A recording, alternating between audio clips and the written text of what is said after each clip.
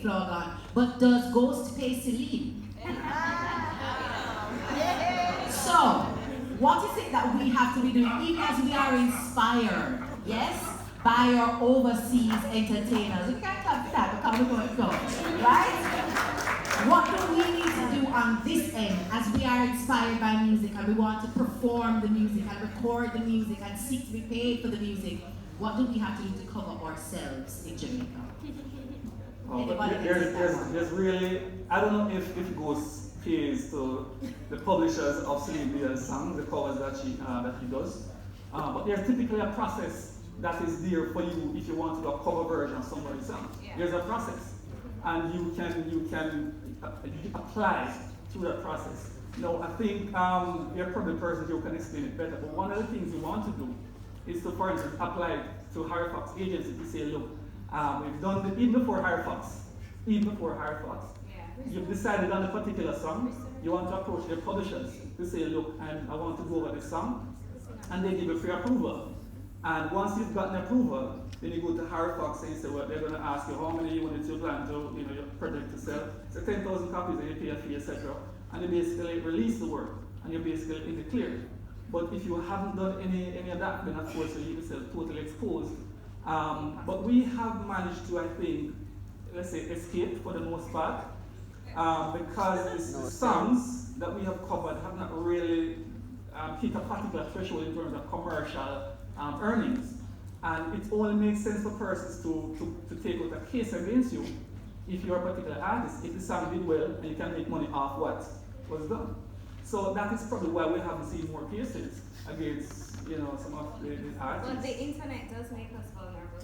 We're very vulnerable. So we can now YouTube and somebody gets big doing a cover and starts making money, and that's how the whole man starts. We won't make any assumptions about whether or not they didn't get the clearance before though. A lot of times, particularly in hip hop and R&B, believe it or not, artists and their creative teams are pulling down beats off of YouTube. Yeah. I mean, this is how Panda was created by designer. Like the kid Venice, he was the producer. He's from the UK. He had just uploaded a couple of beats up on YouTube, and tag an artist or something like that. And out of nowhere, I guess that track, that beat found it in the designer's hands, and then he cut the record. I think, as a producer, you definitely got to keep your files all in order and everything, and if something like that ever happens, I encourage my producers, put your music out. And then sometimes they get worried, they're like, well, what if somebody jacks it, this and that? Listen, if you take the steps to protect your beats, and a huge artist just takes it off, you're gonna, you reach out to a lawyer like Andrew Krentz, and you'll see how quick you'll be able to get that resolved and taken care of. I mean, it does get a little tricky now because we have a whole generation of very talented young men and women. We call them SoundCloud producers. Yeah. And if you represent it's almost like the rhythm, not quite, but you'll wind up having multiple placements because people are selling packs, they're selling beats, and then all of a sudden, an established artist will jump on the record, and you represent that artist, and all of a sudden you have to do that producer agreement. And meanwhile, they're how many placements did you have before? And now we're able to, at a point where, depending on the record, some labels will be like, sorry, take it all down. Well, he can, he's already done a deal. In those instances, you say, look, we'll disclose these placements moving forward. I won't do anything else with this track. But, so it's become kind of the Wild West. But I think Travis is right. If you're a hot producer and you're creating something, that's what you got to sell, and you got to put it out there. You got to be smart about it, but if you don't put it, if you're too precious, nothing is going to happen for you. Yeah, you have to, creatives have to be together.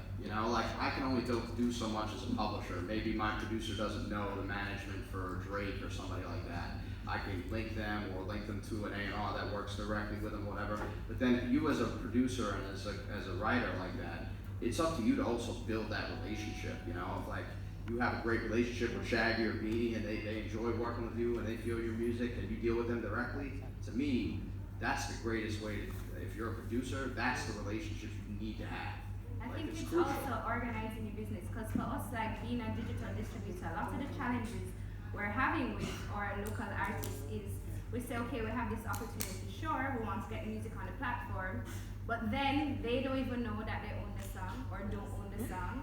They don't have their music in proper format or in a tangible form that we need. They don't have the copyright registration, and then they're going to say, boy, I did sell a box of money out of my hand. It's not us boxing no money. You also have to take steps to ensure that your product, your work is in a form and ready to put it out there and to sell it and to make a return on it.